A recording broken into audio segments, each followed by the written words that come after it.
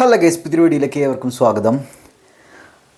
Cent Dominic convent English medium school Sreekrishnapuram അവിടെ നടന്നുള്ള കാര്യം അറിയേണ്ട ഒരു കുട്ടി 9ാം ക്ലാസ്സിൽ പഠിക്കുന്ന ഒരു കൊച്ചി ആത്മഹത്യ ചെയ്തു. അപ്പോൾ അതുമായി ബന്ധപ്പെട്ടുള്ള കുറേ വീഡിയോസ്, അവിടെയുള്ള പ്രതിഷേധങ്ങൾ, രക്ഷിതാക്കളുടെ ടീച്ചേഴ്സിൻ്റെയൊക്കെ പ്രതികരണങ്ങളൊക്കെ നമ്മളിപ്പോൾ വാർത്തയിൽ വരുന്നുണ്ട് അല്ലേ. എൻ്റെ വീടിൻ്റെ അടുത്തുള്ള ഒരു സ്കൂളാണ്. അപ്പോൾ ഞാൻ വേറൊരു വീഡിയോ ഉണ്ട് കേട്ടോ, ശീതളിസം എന്ന യൂട്യൂബ് ചാനലിൽ വന്നിട്ടുള്ളൊരു വീഡിയോ ആണ്. അതിൻ്റെ തമ്പനയിൽ ചാനൽ ക്യാപ്ഷൻ വരുന്നത് ഇങ്ങനെയാണ്: ഈ ആവേശം നമ്മുടെ കുഞ്ഞുങ്ങളുടെ നാശത്തിനാണ് രക്ഷിതാക്കളെ എന്നുള്ള ഒരു ക്യാപ്ഷനുള്ളൊരു വീഡിയോ ആണ്. നമുക്ക് ആ വീഡിയോ ഒന്ന് കണ്ടു നോക്കാം. ഓക്കെ, നമസ്കാരം. പാലക്കാട് ജില്ലയിൽ നിന്ന് വന്ന ഒരുപാട് ദുഃഖമുണ്ടാക്കുന്ന ഒരു വാർത്തയാണ് കേരളം ഇപ്പോൾ ചർച്ച ചെയ്യുന്ന പ്രധാന വിഷയങ്ങളിൽ ഒന്ന്. ഒരു 9ാം ക്ലാസ് വിദ്യാർത്ഥിനി കാണിച്ച അബദ്ധം, അല്ലെങ്കിൽ ഒരു പക്വതയില്ലായ്മ, അല്ലെങ്കിൽ അവളുടെ മാനസികാവസ്ഥയെ അവൾക്ക് കൈകാര്യം ചെയ്യാനുള്ള കഴിവില്ലായ്മയിൽ നിന്നുണ്ടായ ആ അകാല വിയോഗം. ഇപ്പോൾ ആ സ്കൂളിന് നേരെ ഒരുപാട് പ്രതിഷേധങ്ങൾ ഉണ്ടാവുകയാണ്, വിമർശനങ്ങൾ ശക്തമാവുകയാണ്. സ്കൂളിലെ പല അധ്യാപകരെയും സസ്പെൻഡ് ചെയ്യുന്ന അവസ്ഥയിലേക്കും പലതരം പ്രശ്നങ്ങൾ നടന്നുകൊണ്ടിരിക്കുകയാണ്. അതിനോടൊപ്പം തന്നെ അതിന്റെ മറുവശം നമ്മൾ ചിന്തിക്കണം. നമ്മുടെ കുടുംബത്തിൽ ഒരു വിയോഗം ഉണ്ടാകുമ്പോൾ നമ്മൾ ആദ്യമായിട്ട് വൈകാരികമായി തന്നെ പ്രതികരിക്കുകയുള്ളൂ. നമ്മുടെ കുഞ്ഞിന്റെ മരണത്തിന് കാരണക്കാരായവർ ഇന്ന ആളുകളാണ് എന്ന തോന്നൽ നമ്മളിൽ ഉണ്ടായി കഴിഞ്ഞാൽ അവരോട് നമ്മൾ സ്വാഭാവികമായിട്ടും ദേഷ്യപ്പെടും, അവർക്കെതിരെ പ്രതിഷേധങ്ങൾ ഉണ്ടാക്കും. നമ്മളെ കൊണ്ട് കഴിയുന്ന വിധം എല്ലാം അവർക്കെതിരെ പ്രവർത്തിക്കാൻ നമ്മൾ തയ്യാറാകും. അത് നമ്മളിലുള്ള ആ വൈകാരികതയുടെ ആഴം കൊണ്ടാണ്. അതിനപ്പുറം ഒന്ന് ചിന്തിച്ചു നോക്കൂ, എന്താണ് ആ അധ്യാപകർ ചെയ്ത തെറ്റ്? ഏതെങ്കിലും തരത്തിൽ എന്തെങ്കിലും ജാതി അധിക്ഷേപം നടന്നിട്ടുള്ളതായിട്ട് അറിയില്ല, അല്ലെങ്കിൽ ആ കുട്ടിയുടെ സൗന്ദര്യത്തെ സംബന്ധിച്ച എന്തെങ്കിലും കാര്യം പറഞ്ഞിട്ടില്ല, നിറത്തിനെ സംബന്ധിച്ചൊന്നും പറഞ്ഞിട്ടില്ല, മാതാപിതാക്കളെ മോശം രീതിയിൽ മറ്റുള്ള കുട്ടികളുടെ മുന്നിൽ വെച്ച് സംസാരിച്ചിട്ടില്ല, അല്ലെങ്കിൽ സാമ്പത്തികത്തിന്റെ പേരിൽ മാറ്റി നിർത്തിയിട്ടില്ല, ഒന്നും ചെയ്തിട്ടില്ല.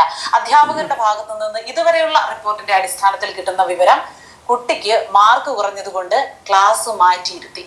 ഞാനൊക്കെ 10ാം ക്ലാസ് പാസ്സായിട്ട് എത്ര വർഷമായെന്നറിയാമോ? അപ്പോൾ മുതലുള്ള ഒരു ഏർപ്പാട് തന്നെയാണ്. കാരണം അടുത്ത വർഷം SSLC പരീക്ഷ എഴുതേണ്ട കുട്ടികളെ 9ാം ക്ലാസ് മുതൽ അതിൻ്റെതായിട്ടുള്ള പ്രാധാന്യം പല നിലവാരമുള്ള സ്കൂളുകളും കൊടുക്കാറുണ്ട്. അന്ന് തൊട്ടേ ഞങ്ങൾക്കൊക്കെ കുട്ടികളെ 3 കാറ്റഗറി ആയിട്ട് തിരിക്കും 9ാം ക്ലാസ്സിൽ തന്നെ. അതായത് അധ്യാപകർ ഒരു കാര്യം പറഞ്ഞാൽ പെട്ടെന്ന് തന്നെ അത് മനസ്സിലാക്കിയെടുക്കാവുന്ന കുട്ടികളെ ഒരു സെക്ഷൻ, അതല്ലാതെ കുറച്ചുകൂടി അധ്വാനം ആവശ്യമുള്ള കുട്ടികളെ ഒരു ഡിവിഷൻ, മറ്റൊരു വിഭാഗം ഒരുപാട് സമയമെടുത്ത് അധ്യാപകർ കുറച്ചുകൂടി സമയമെടുത്ത് ശ്രദ്ധിക്കേണ്ട കുട്ടികളെ മറ്റൊരു ഡിവിഷനാക്കും. അത് ഈ അധ്യാപകർക്ക് വേറെ ജോലി ഇല്ലാത്തത് കൊണ്ടല്ല, അല്ലെങ്കിൽ കുട്ടികളിടയ്ക്ക് വേർതിരിവുണ്ടാക്കുന്നതല്ല. ആ 3ാമത്തെ കാറ്റഗറിയിൽ വരുന്ന കുട്ടികൾക്ക് കുറച്ചധികം സമയം ആവശ്യമാണ്. അവർക്ക് വേണ്ടി പ്രത്യേകം ടീച്ചേഴ്സ് ടീച്ചിങ് മാനുവൽ ചിലപ്പോൾ തയ്യാറാക്കേണ്ടി വരും, പ്രവർത്തനങ്ങൾ തയ്യാറാക്കേണ്ടി വരും. ഒരു ക്ലാസ്സിൽ ഒരു 30ഓ 50ഓ കുട്ടികളുണ്ടെങ്കിൽ അവര് പല തട്ടുകളിൽ നിൽക്കുന്നവരാണ്. ഒരു ടീച്ചറാണ് ഒരു സമയത്ത് പഠിപ്പിക്കുന്നത്. അപ്പോൾ ടീച്ചർ ഒരു കാര്യം പറയുമ്പോൾ ആ കുട്ടികൾ എല്ലാവരും കൂടി ഇരുന്ന് പ്രതികരിക്കും.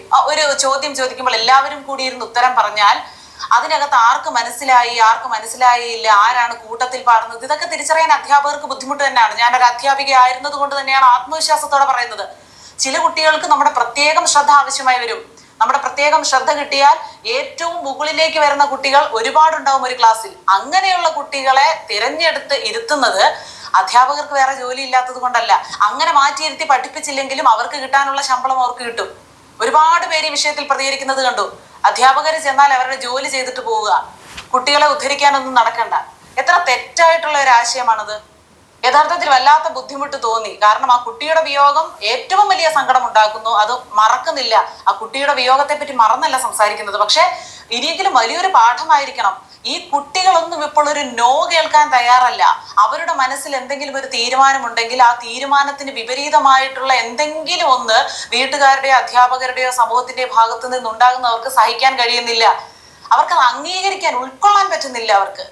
ഇപ്പൊ ഇത് 9ാം ക്ലാസ്സിൽ പഠിക്കുന്ന ഒരു പെൺകുട്ടി, അവളുടെ കൗമാര പ്രായത്തിലാണ് അവൾ, അല്ലെ? പുതിയതായിട്ടുള്ള പല വികാരങ്ങളും അവളുടെ മനസ്സിലുണ്ടാകുന്നു. പല കാര്യങ്ങളെയും എങ്ങനെ കൈകാര്യം ചെയ്യണമെന്ന് അവൾക്ക് അറിയാത്ത അവസ്ഥ. അതിലൊക്കെ ഏറ്റവും ആദ്യം കൈത്താങ്ങാകേണ്ടത് മാതാപിതാക്കൾ തന്നെയാണ്. കാരണം കൈത്താങ്ങാകുക എന്ന് ഉദ്ദേശിച്ചത് ദിവസവും അവരോടുള്ള സംഭാഷണത്തിനിടയ്ക്ക്, അല്ലെങ്കിൽ എന്തെങ്കിലും കാര്യങ്ങൾ അവരുമായിട്ട് സംസാരിക്കുമ്പോഴോ അവരുടെ അടുത്തുള്ള പെരുമാറ്റത്തിലൂടെയൊക്കെ അവരറിയാതെ തന്നെ അവരുടെ മാനസികാവസ്ഥ തിരിച്ചറിയുക എന്നുള്ളത് പ്രാഥമികമായി മാതാപിതാക്കളുടെ ഉത്തരവാദിത്തമാണ്. ഇപ്പൊ അധ്യാപകർ ചെയ്യുന്നത് അവരുടെ ജോലിയാണ്. ഇപ്പൊ ഇതേ നമ്മുടെ കുട്ടികളെയൊക്കെ അധ്യാപകർ എന്തെങ്കിലും ഒരു വഴക്ക് പറയുമ്പോഴോ ശിക്ഷിക്കുമ്പോഴോ ഒക്കെ നമ്മൾ ഉടനെ വടിയെടുക്കാൻ പോകുന്നു. ഇപ്പൊ ഇതാണ് രക്ഷകർത്താക്കളുടെ ഭാഗത്തു നിന്നുണ്ടാകുന്ന ഒരു അവസ്ഥ. നമ്മളത് ചിന്തിച്ചു നോക്കൂ. ഇതേ സ്കൂളിൽ കുട്ടി പഠനത്തിൽ വളരെ പിന്നോക്കം നിൽക്കുന്നു, കാര്യമായിട്ടുള്ള മാർക്കൊന്നും കിട്ടുന്നില്ല. നമ്മൾ ഈ പറയുന്ന രക്ഷിതാക്കൾ തന്നെ സ്കൂളിൽ ചെന്ന് പ്രശ്നമുണ്ടാക്കാൻ പോകില്ലേ? നിങ്ങൾ എന്താണ് പഠിപ്പിക്കാത്തത്, എന്താണ് അവിടെ ചെയ്യുന്നതെന്ന് ചോദിച്ച്. കഴിഞ്ഞ ദിവസം എൻ്റെ മോള് വന്ന് പറഞ്ഞു, എന്നെ ഒരു ടീച്ചർ അടിച്ചു, PT പോയപ്പോ സംസാരിച്ചു എന്ന് പറഞ്ഞ് ടീച്ചർ അടിച്ചു. കുറേ സമയമായിട്ട് എൻ്റെ മോള് കയ്യിൽ കാണിച്ചിട്ട് നടക്കുക, കയ്യിൽ പാടൊന്നുമില്ല. എൻ്റെ അടുത്ത് പറഞ്ഞു, ഇവിടെ പാടുണ്ട്, അമ്മ സൂക്ഷിച്ചു നോക്ക്. അപ്പോ രാത്രിയായിട്ടും മോൾ അത് വിടുന്നില്ല. അമ്മ ആ ടീച്ചറിനെതിരെ കംപ്ലൈന്റ് ചെയ്യും. എൻ്റെ മകൾ 6ാം ക്ലാസ്സിലാണ് പഠിക്കുന്നത്. അപ്പൊ ഞാൻ ചോദിച്ചു, ടീച്ചറിനെതിരെ കംപ്ലൈന്റ് ചെയ്യാന്നുള്ള കാര്യങ്ങളൊക്കെ നീ എവിടുന്നാ പഠിക്കുന്നത്? അത് എൻ്റെ കൂട്ടുകാർ പറഞ്ഞു, അവൾക്കും അടി കിട്ടി, അവളുടെ അമ്മയോട് പറഞ്ഞു അവള് കംപ്ലൈന്റ് കൊടുപ്പിക്കും എന്ന് പറഞ്ഞു എന്ന്. അപ്പൊ കുട്ടികളുടെ മനസ്സിൽ ഇങ്ങനൊരു തോന്നൽ ഉണ്ടാകുന്നുണ്ട്. നമുക്ക് എന്തെങ്കിലും അധ്യാപകരുടെ ഭാഗത്തു നിന്ന് ഒരു നോയോ ഒരു ശിക്ഷയോ ഉണ്ടായാൽ നമുക്ക് വേണ്ടി പ്രതികരിക്കേണ്ടവരാണ് നമ്മുടെ വീട്ടുകാർ, നമ്മുടെ അച്ഛനും അമ്മയും എതിരെ പ്രതികരിക്കും. ഇവരുടെ ശത്രുക്കളല്ല അധ്യാപകർ, അല്ലേ? അതായത് വളരെ വളരെ വളരെ റെയറായിട്ട് ചില അധ്യാപകരുടെ മോശമായിട്ടുള്ള പെരുമാറ്റം കൊണ്ട് മാത്രം നശിക്കപ്പെട്ടിട്ടുള്ള ഭാവികളും ഉണ്ട്, ഇല്ലെന്ന് ഞാൻ പറയുന്നില്ല. പക്ഷെ ഭൂരിപക്ഷം അധ്യാപകരും കുട്ടികളെ ശിക്ഷിക്കുന്നത് ഒരിക്കലും അവർ നശിക്കണം എന്ന ചിന്തയിലല്ല. മാതാപിതാക്കളും അധ്യാപകരും എപ്പോഴും കുട്ടികളെ ശിക്ഷിക്കുന്നത് അവർക്ക് എന്നാലും അത് ശരിയായില്ലല്ലോ, ഇനി ശരിയാക്കി എടുക്കണം എന്നുള്ള ഒരു ചിന്തയിൽ മാത്രമാണ്. ഞാനൊക്കെ PTA മീറ്റിങ്ങിന് പോകുമ്പോൾ ഇതിലെ എല്ലാ ആശയങ്ങൾക്കും ഞാൻ സപ്പോർട്ട് ചെയ്യണമെന്നില്ല കേട്ടോ. ഇത് നമ്മൾ ഒരു കാര്യം പറയുമ്പോൾ സെൻറ് ഡൊമിനിക് സ്കൂളിൽ മാത്രമേ ഇതുള്ളൂ എന്നുള്ള രീതിയിൽ സംസാരിക്കുമ്പോൾ വിഷയമാണ്. പൊതുവേ സ്കൂളുകളിലൊക്കെ ഇങ്ങനെയുള്ള പല രീതിയിലുള്ള വിഷയങ്ങളുണ്ട്. ക്ലാസ് തിരിക്കുക, എക്സാം നടത്തിയിട്ട് അത് വലിയ പ്രശ്നം ഉണ്ടായിരിക്കും. കുട്ടികൾക്ക് മാർക്ക് പറഞ്ഞിട്ടുണ്ടെങ്കിൽ പാരൻസിൻ്റെ അവസ്ഥ ഇങ്ങനെ ആയിരിക്കുമല്ലോ. അവർ ടീച്ചേഴ്സിനോട് വന്നിട്ട് ചീത്ത പറയും, നിങ്ങളെന്താ ഇവിടെ കാണിച്ചുകൊണ്ടിരിക്കണം എന്നൊക്കെ. പിന്നെ അതിൻ്റേതായ പോരായ്മകൾ സ്കൂളിൽ നടന്നിട്ടുണ്ടായിരിക്കും, അതിൻ്റേതായ മടമ്പിത്തരങ്ങളും ചിലപ്പോൾ നടന്നിട്ടുണ്ടായിരിക്കും, ഒക്കെ സാധ്യതയുണ്ട്. അതൊക്കെ ഇനി പുറത്ത് വരുന്നുണ്ടായിരിക്കും കാര്യങ്ങളൊക്കെ. പിന്നെ ഈ കുട്ടികളെ ശിക്ഷിക്കുന്ന കാര്യം ഞാൻ സപ്പോർട്ട് ചെയ്യില്ല കേട്ടോ. കുട്ടികളെ ശിക്ഷിക്കേണ്ട കാര്യമുണ്ട് എന്ന് എനിക്ക് തോന്നുന്നില്ല. എന്തിനാണ് കുട്ടികളെ ശിക്ഷിക്കാൻ പാടില്ല, അടി കൊണ്ട് തല്ലാൻ പാടില്ല. പിന്നെ ഇങ്ങനെയൊക്കെ കുത്തുകയെന്നൊക്കെ പറഞ്ഞില്ല, അതൊന്നും ചെയ്യാൻ പാടില്ല, അത് ശിക്ഷിക്കാൻ പാടില്ല. അപ്പം നമ്മൾ ഈ ഫീൽഡിലുള്ള ഒരാൾ എന്നുള്ള ലെവലിൽ നിന്നുകൊണ്ട് തന്നെ പറഞ്ഞു കുട്ടികളെ ഞാൻ ഞാൻ ഇതുവരെ തല്ലിയിട്ടില്ല കേട്ടോ. അധ്യാപകരുടെ അടുത്ത് പറയാറുണ്ട്, എന്തെങ്കിലും തെറ്റ് ചെയ്താൽ അർഹിക്കുന്ന ശിക്ഷ കൊടുക്കുക, അതിൽ യാതൊരു മടിയും വിചാരിക്കണം. അപ്പൊ അധ്യാപകർ പറയുന്നത് പേടിയാണ്, ഇപ്പോൾ ഞങ്ങൾക്ക് വടിയെടുക്കാൻ പേടിയാണ്, കുട്ടികളെ എന്തെങ്കിലും ശാസിക്കാൻ പേടിയാണ്. അധ്യാപകരുടെ ഒരു അവസ്ഥ ആലോചിച്ച് നോക്കണം. ഇങ്ങനെ അവർ പിന്നോട്ട് പോവുകയാണ്. ഇങ്ങനെ ഒരു കുറേ സംഭവങ്ങൾ തുടർച്ചയായിട്ടുണ്ടാകുമ്പോൾ അധ്യാപകർ കുട്ടികളോട് കാണിക്കുന്ന ആത്മാർത്ഥതയിൽ കുറവുണ്ടാകും. അവർ വന്ന് യാന്ത്രികമായി പഠിപ്പിച്ചിട്ട് പോകും. കുട്ടികൾ എന്തെങ്കിലും തെറ്റ് ചെയ്താൽ അവരെ ശാസിക്കാൻ നിൽക്കില്ല. അങ്ങനെ പോകുമ്പോൾ എന്തായിരിക്കും അവസ്ഥ? അതുകൊണ്ട് ഇവിടെ ആ അധ്യാപകരെ വിമർശിക്കുന്നതിന് പകരം നമ്മൾ നമ്മുടെ കുടുംബത്തിലേക്കൊന്ന് നോക്കുക. നമ്മുടെ കുട്ടികളെ നമ്മൾ കൈകാര്യം ചെയ്യുക. അവരെന്ത് പറഞ്ഞാലും അങ്ങ് സാധിച്ചു കൊടുക്കുകയാണ്. 10 രൂപ ചോദിച്ചാൽ 100 രൂപ കൊടുക്കുകയാണ്. അത് ശരിയല്ല. ആ കുട്ടി എന്തെങ്കിലും വഴക്ക് പറയുകയോ അടിക്കുകയോ ചെയ്തെന്ന് പറഞ്ഞാൽ ഉടനെ അവർക്കെതിരെ പ്രശ്നവുമായിട്ട് ഇറങ്ങുകയാണ്. നമ്മൾ പ്രതികരിക്കേണ്ട സമയത്ത് പ്രതികരിക്കേണ്ട വിഷയങ്ങളിൽ മാത്രം, അതും അധ്യാപകരെ സ്വകാര്യമായിട്ട് മാറ്റി നിർത്തി വേണം സംസാരിക്കേണ്ടത്. അല്ലാതെ നമ്മുടെ കുട്ടികളുടെ മുന്നിൽ വെച്ച് അധ്യാപകരെ ശാസിക്കുക, അവരെ ഭീഷണിപ്പെടുത്തുക, അതൊക്കെ സംസ്കാരമില്ലായ്മയാണ്. നമ്മുടെ സംസ്കാരത്തിന് ചേർന്നതല്ല അത്. ഈ 4, 5 വയസ്സുള്ള കുട്ടികൾക്കൊക്കെ എടുത്താൽ പൊങ്ങാത്ത ഹോംവർക്ക് കൊടുത്തു വിടുന്ന അധ്യാപകരുണ്ട്. അങ്ങനെയുള്ളതൊക്കെ ആണെങ്കിൽ വീട്ടുകാർ പ്രതികരിക്കേണ്ട കാര്യങ്ങളാണ്. അത്തരം നമുക്ക് കൃത്യമായിട്ട് അറിയാം ഇത് ശരിയല്ല, ഇതൊരു അധ്യാപകൻ അല്ലെങ്കിൽ അധ്യാപിക ചെയ്യേണ്ട കാര്യമല്ല എന്ന് ബോധ്യമുള്ള കാര്യങ്ങൾക്ക് വേണ്ടി മാത്രം നമ്മൾ പ്രതികരിക്കുക. നമ്മൾ നമ്മുടെ കുട്ടികളെ വിടുന്നത് അറിവ് നേടാനും വ്യക്തിത്വമുള്ളവരാകാനും മൂല്യങ്ങൾ ആർജിക്കാനും ഒക്കെയാണ്. അപ്പൊ അതിനുവേണ്ടി പ്രവർത്തിക്കുന്ന അധ്യാപകരുള്ള സ്കൂളുകൾക്ക് നേരെയും ഇത്തരത്തിലുള്ള വിമർശനങ്ങളും പ്രതിഷേധങ്ങളും ഉയരുമ്പോൾ അതെവിടെ ചെന്ന് നിൽക്കാനാണ്?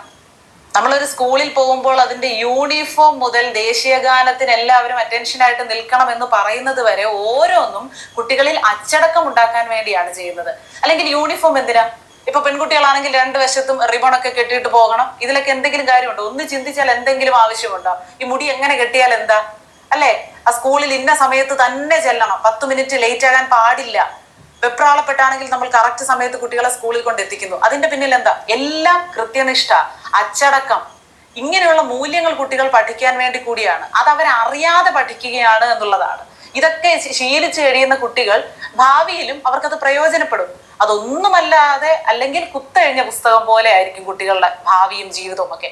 അതുകൊണ്ട് അധ്യാപകരെ വിമർശിക്കുമ്പോൾ, അവർക്കെതിരെ നമ്മൾ വടിയെടുക്കുമ്പോൾ എന്താണ് കാരണം, എന്താണ് അവരുടെ ഭാഗത്തു നിന്നുണ്ടായ തെറ്റ്, അത് ചിന്തിക്കാൻ കൂടി നമ്മൾ തയ്യാറാകണം. ഇങ്ങനെ ഞാൻ പറയുമ്പോൾ ഒരുപാട് പേർ എനിക്കെതിരെ സംസാരിക്കുന്നവരായിരിക്കും. എങ്കിലും കുഴപ്പമില്ല, എൻ്റെ മനസാക്ഷിക്ക് ശരി എന്ന് കരുതുന്ന കാര്യമാണ് ഞാൻ പറയുന്നത്. കാരണം നമ്മളെല്ലാം സ്കൂളുകളിൽ പഠിച്ചു വന്നവരാണ്.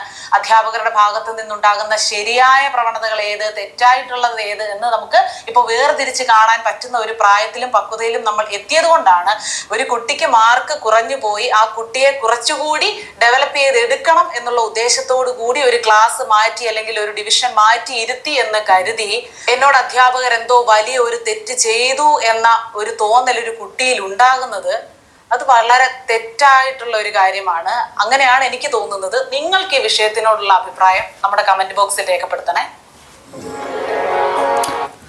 ഇതിൻ്റെ ഒരു സംഗതി എന്ന് വെച്ചാൽ നമ്മുടെ വിദ്യാഭ്യാസ സമ്പ്രദായത്തിൽ ഒരുപാട് വ്യത്യാസം വന്നുകൊണ്ടിരുന്നുണ്ട്. അതായത് ഇപ്പോൾ ടീച്ചർ സെൻട്രിക് ആയിട്ടുള്ള ഒരു എഡ്യൂക്കേഷൻ സിസ്റ്റം അല്ല ഇപ്പോൾ ഫോളോ ചെയ്യുന്നത്. ചൈൽഡ് സെൻട്രിക്കാണ്, കുട്ടി കേന്ദ്രീകൃതമായിട്ടുള്ള കുട്ടീനെ നമ്മൾ ഒരു കാര്യം പഠിപ്പിച്ചു കൊടുക്കുമ്പോൾ റെസിപ്പിയൻറ്റ് മാത്രമായിട്ടുള്ള ഒരാളായിട്ടല്ല കരുതുന്നത്. ആ കുട്ടിയിൽ നിന്നാണ് കുറേ കാര്യങ്ങൾ ടീച്ചേഴ്സ് ഇങ്ങനെ പഠിക്കാം. അപ്പോൾ എനിക്ക് തോന്നണത് ഇങ്ങനെയുള്ള സ്കൂളുകളിലെ ടീച്ചേഴ്സ് കുട്ടികളിൽ നിന്ന് കുറച്ച് കാര്യങ്ങൾ ഉൾക്കൊള്ളാൻ ശ്രമിച്ചിട്ടുണ്ടെങ്കിൽ വലിയ മാറ്റങ്ങൾക്കത് വഴി തെളിയിക്കും തോന്നുന്നു. അല്ലാണ്ട് ഞങ്ങൾ അധ്യാപകരാണ്, ഞങ്ങൾ പറയുന്നതാണ് ഇവിടെ നടക്കുക, ഞങ്ങൾ പറയുന്ന രീതിയിൽ നിങ്ങൾ ജീവിക്കണം എന്നൊക്കെ പറഞ്ഞിട്ടുണ്ടെങ്കിൽ ഇതൊക്കെ ഔട്ട്ഡേറ്റഡ് ആയിട്ടുള്ള മെത്തഡോളജിയാണ്, എഡ്യൂക്കേഷൻ മെത്തഡോളജി. കൂടുതൽ അവസ്ഥ എന്താ വെച്ചാൽ കുട്ടികളിൽ നിന്ന് ഒരുപാട് പഠിക്കേണ്ടിയിരിക്കുന്നു. കാരണം അവർ ഒരുപാട് അപ്ഡേറ്റഡ് ആണ്. അവർ ഇപ്പോഴത്തെ ഒരവസ്ഥയിൽ ടീച്ചേഴ്സിനെയൊക്കെ പല കാര്യങ്ങളെക്കുറിച്ചും ധാരണയുണ്ട്. പിന്നെ ഒരു കാര്യം മനസ്സിലാക്കേണ്ടത്, ഇന്നത്തെ ഒരു അവസ്ഥയിൽ ശരിക്കും ടീച്ചേഴ്സ് ഒരു കണ്ടൻറ്റ് പറഞ്ഞു കൊടുക്കേണ്ട കാര്യമില്ല. പലപ്പോഴും കുട്ടികൾക്ക് ഈ ടീച്ചേഴ്സിനെയൊക്കെ ആ കണ്ടൻറ്റിനെ കുറിച്ച് നല്ല ധാരണ ഉണ്ടായിരിക്കും. കാരണം സോഷ്യൽ മീഡിയ ഉണ്ട്, AI ഉണ്ട്, അല്ലേ, ഫോണുണ്ട്, ഗൂഗിളിൽ സെർച്ച് ചെയ്ത വിഷയത്തെക്കുറിച്ച് കിട്ടും. അത് ടീച്ചേഴ്സ് എടുക്കണേക്കെ നന്നായിട്ട് പലപ്പോഴും ഇത് എടുക്കാൻ അറിയുന്ന, ഈ സബ്ജക്റ്റ് പഠിപ്പിക്കാൻ കഴിയുന്ന കുട്ടികളുമുണ്ട്. കുട്ടികൾ വിചാരിച്ചാലും ടീച്ചേഴ്സിനെയൊക്കെ നന്നായിട്ട് ഈ സംഗതി പിയർ ട്യൂട്ടറിങ് അങ്ങനെയുള്ള സംഗതികളൊക്കെ അല്ലേ പഠിപ്പിക്കാൻ പറ്റും. അപ്പോൾ ടീച്ചേഴ്സിൻ്റെ ഈ അഹങ്കാരമൊക്കെ ഒന്ന് മാറ്റേണ്ട ടൈമായെന്ന് എനിക്ക് തോന്നുന്നത്. ടീച്ചേഴ്സ് തന്നെയാണ് അറിവിൻ്റെ വലിയ സംഭവങ്ങൾ. ഞങ്ങളാണ് ഈ ലോകം ഉണ്ടാക്കിയിട്ടുള്ളത്, എഡ്യൂക്കേഷൻ സ്കൂൾ പരിപാടികളൊക്കെ. നിങ്ങൾ വെറും എന്താ പറയുക, വലിയ ആൾക്കാരൊന്നും അല്ല എന്നുള്ള രീതിയിൽ ചിന്തിക്കുന്ന ഒരുപാട് ടീച്ചേഴ്സ് ഉണ്ട്. ഇവരൊക്കെയാണ് സത്യം പറഞ്ഞാൽ പെട്ടെന്ന് വയസ്സായി പോയിട്ടുള്ള ടീംസ്. അപ്പോൾ എന്തായാലും ഇങ്ങനെ ഒരു കാര്യം ഇവിടെ സംഭവിച്ചാൽ ഒരുപാട് വിഷമം, അല്ലേ. ഇങ്ങനെ ഒരാൾക്ക് ഇങ്ങനെ സംഭവിക്കാണ്ടിരിക്കട്ടെ. നമ്മൾ വെറുതെ സ്കൂളിനെ കുറിച്ച് അല്ലെങ്കിൽ ആ സ്കൂൾ മാത്രമാണ് മോശം ഇങ്ങനെ പറയുന്നതിന് പകരം ഇത് പൊതുവെ ഭൂരിഭാഗം സ്കൂളുകളിൽ ഇങ്ങനെ എന്തെങ്കിലുമൊക്കെ വിഷയങ്ങളുണ്ടായിരിക്കും. എല്ലാം പെർഫെക്റ്റ് ആയിട്ട് ഏത് സ്കൂളുകളിലെന്ന് എനിക്ക് സംശയമുണ്ട് കേട്ടോ. പിന്നെ പറഞ്ഞ മാതിരി ഡിസിപ്ലിൻ വേണോ, ഡിസിപ്ലിനും ഫ്രീഡവും ഇത് തമ്മിലുള്ളൊരു ബൗണ്ടറി എന്ന് പറയുന്നത് വളരെ നേർത്തതാണ്. അതിൻ്റെ ഒരു ലൈൻ എന്ന് പറയുന്നത്, അല്ലേ. അപ്പോൾ അതിനെക്കുറിച്ച് നമ്മൾ പറയുമ്പോൾ മൊത്തം പടച്ചാക്ഷേപിക്കേണ്ടി വരും. അങ്ങനെയാണ് ഇങ്ങനെയാണ്. എനിക്ക് അങ്ങനെ പറയുന്നതിനോട് താല്പര്യമില്ല. ഇപ്പോൾ നമ്മൾ പഠിച്ച സ്കൂളുകളിലൊക്കെ പൊതുവെ പല സ്കൂളുകളിലും നമ്മൾ പഠിച്ച സ്കൂളുകളിലും ഒക്കെ ഇങ്ങനെയുള്ള പലതും ഉണ്ടായിരുന്നു. ഇങ്ങനൊരു വിഷയം വരുന്ന സമയത്താണ് നമ്മളിതിനെ കുറിച്ചിട്ട് ഇങ്ങനെ കൂടുതലും ചർച്ച ചെയ്യുന്നത്. അപ്പോൾ പലപ്പോഴും എന്താ വെച്ചാൽ, അപ്പോൾ ഇവിടെ സ്കൂളിനെ കുറിച്ച് പറയുമ്പോൾ ആ സ്കൂളിനെ കുറിച്ചിട്ട് കുറേ കുറ്റങ്ങൾ ഇങ്ങനെ പറഞ്ഞുകൊണ്ടിരിക്കണം. അതിലും കുറേ നല്ല കാര്യങ്ങളുണ്ടായിരിക്കും. ആ സ്കൂൾ ഇത്രയും മോശമാണെങ്കിൽ ഇത്രയും ആളുകൾ അവിടെ അഡ്മിഷൻ എടുക്കില്ലല്ലോ. കാരണം അവരിത് മൊത്തത്തിലൊന്ന് അന്വേഷിച്ചിട്ടും ചോദിച്ചിട്ടൊക്കെ അല്ലേ ചെയ്യുണ്ടാവുക. പിന്നെ അവിടെ ഉള്ള ടീച്ചേഴ്സിൻ്റെ ഭാഗത്താണ് പാരൻസ് നിൽക്കുന്നത്. അപ്പോൾ പാരൻസിൻ്റെ അവസ്ഥ ആലോചിക്കും. അപ്പോൾ പാരൻസിന് ആദ്യം പറയണം വേണ്ടേ. അപ്പോൾ അത് ഇങ്ങനെ ഒരു കാര്യം കൂടി ഉണ്ട്. സ്വന്തം മക്കളേക്കാൾ വിശ്വാസം ടീച്ചേഴ്സിനെയാണ് എന്നൊരു പാരൻറ്റ് വിചാരിക്കുകയാണെങ്കിൽ ആ പാരൻറ്റിന് എന്തോ പ്രശ്നമല്ലേ. അപ്പോൾ പാരൻസും ഇതിനൊരു കുറ്റക്കാരാണ് പലപ്പോഴും. ഞാൻ ഈ വിഷയത്തിലല്ല പറയുന്നത്, പൊതുവേ ടീച്ചർമാരത് ചെയ്തു, മറ്റേ ചെയ്തു, അങ്ങനെ ചെയ്തു, ഇങ്ങനെ ചെയ്തു എന്നൊക്കെ പറയുമ്പോൾ പാരൻസ് ഉണ്ട്. പാരൻസിന് പ്രതികരിക്കാമല്ലോ, പാരൻസിന് ഇതൊന്ന് അന്വേഷിക്കുകയെങ്കിലും ചെയ്യാമല്ലോ, എന്താണ് കാര്യം, ടീച്ചേഴ്സിനോട് സംസാരിക്കാമല്ലോ. ഫോണുണ്ട്, ഫോൺ വിളിക്കുക, സ്കൂളിൽ പോയിട്ട് അന്വേഷിക്കുക, PTA മീറ്റിങ്ങിന് വന്നിട്ട് അന്വേഷിക്കുക, അല്ലേ. അതേപോലെ തന്നെ PTA മീറ്റിംഗ് എന്ന് പറഞ്ഞാൽ പാരൻസ് ടീച്ചേഴ്സ് അസോസിയേഷനാണ്. പാരൻസിന് വളരെ ഇമ്പോർട്ടൻ്റ് ആയ റോളുണ്ട്. അപ്പോൾ അവിടെ ചർച്ച ചെയ്യാം, എന്തൊക്കെ മാറ്റങ്ങൾ അവിടെ വരുത്തേണ്ടത് എന്നൊക്കെ. ഇത്രയും കൊല്ലമായിട്ടുള്ള സ്കൂളല്ലേ അവിടെ. അപ്പോൾ എല്ലാ സ്കൂളുകളും ഇങ്ങനെ ചർച്ചകളിലൂടെയും ക്യാമ്പുകളിലൂടെയും സജഷൻസിലൂടെയൊക്കെയാണ് മുന്നേറിക്കൊണ്ടിരിക്കുന്നത്. അപ്പോൾ അതുപോലെ സ്പെഷ്യൽ നീഡ്സുള്ള കുട്ടികളെ കെയർ ചെയ്യേണ്ടതിനെ കുറിച്ചിട്ട് കാര്യമായിട്ടുള്ള സജഷൻസ് ഇതൊക്കെ ഇങ്ങനെ ഉരുത്തിരിഞ്ഞ് വരും. അപ്പോൾ ഇതൊക്കെ മനസ്സിലാക്കേണ്ടിയിരിക്കുന്നു. ഇപ്പോൾ അല്ലാണ്ട് ഇപ്പോൾ നമ്മൾ പറയുകയാണ്, നമ്മൾ ആ സ്കൂളിനെ കുറിച്ച് ഇങ്ങനെ കുറേ ഇങ്ങനെ കുറ്റം പറഞ്ഞുകൊണ്ടേ ഇരുന്നിട്ട് പിന്നെ എന്ത് ചെയ്യണമെന്ന് പറഞ്ഞാൽ ആ സ്കൂളാണ് കൂട്ടിയിട്ടുണ്ടെങ്കിൽ സന്തോഷമാകും എല്ലാവർക്കും. സ്കൂൾ കൂട്ടി സന്തോഷമാവും. ഇതേപോലെ തൊട്ടപ്പുറത്തെ സ്കൂളുകളിലൊക്കെ ഇങ്ങനെ സംഭവിക്കുന്നുണ്ടായിരിക്കും പലതും. അതൊന്നും വെളിച്ചത്ത് വരുന്നില്ല എന്നുള്ളതുകൊണ്ട് അതൊക്കെ അടിപൊളിയായിട്ടാണ് വർക്ക് ചെയ്യണമെന്ന് നമുക്ക് പറയാൻ പറ്റുമോ? അവർക്കില്ല. സ്കൂൾ പൂട്ടുക എന്നുള്ളതല്ല എനിക്കിവിടെ ഒരു പരിഹാരമായിട്ട് തോന്നിയിട്ടുള്ളത്. എന്താണ് അവിടുത്തെ ശരിക്കുള്ള സംഗതിയെക്കുറിച്ചിട്ട് കൃത്യമായി മനസ്സിലാക്കി ആ നിയമപരമായ രീതിയിൽ ഇടപെട്ടില്ലെങ്കിൽ നിയമപരമായ രീതിയിൽ ഇടപെട്ട്, അതുപോലെ PTA ടീച്ചേഴ്സ്, PTA അതേപോലെയുള്ള ആ സ്കൂളിൻ്റെ എല്ലാവരും, ആ സ്കൂളുമായി ബന്ധപ്പെട്ട എല്ലാവരും, നമ്മൾ സ്കൂളിൻ്റെ സ്റ്റേക്ക് ഹോൾഡേഴ്സ് എന്ന് പറയുമ്പോൾ സ്കൂളിൻ്റെ ഓണേഴ്സും PTA മാത്രമല്ലല്ലോ, സ്റ്റുഡൻസും അതേപോലെ മുമ്പ് അവിടെ പഠിച്ചുള്ള ആളുകൾ, അതുപോലെ എഡ്യൂക്കേഷൻ ഫീൽഡിൽ വർക്ക് ചെയ്യുന്ന പല ആളുകൾ, എല്ലാവരും കൂടി ഒക്കെ ചേർന്നിട്ട് ചെയ്യേണ്ട കാര്യങ്ങളാണത്. അപ്പോൾ ഓക്കെ, ഞാൻ ഇങ്ങനെ ഒരു വീഡിയോ കണ്ടപ്പോഴേ, അതായത് സാധാരണ ആളുകൾ പ്രതികരിക്കുന്ന രീതിയിൽ നിന്ന് കുറച്ച് ഡിഫറൻ്റ് ആയിട്ട് ഇങ്ങനെ ഇത് കണ്ടപ്പോൾ ഞങ്ങളിത് ഷെയർ ചെയ്തു മാത്രം. Okay, bye bye, see U.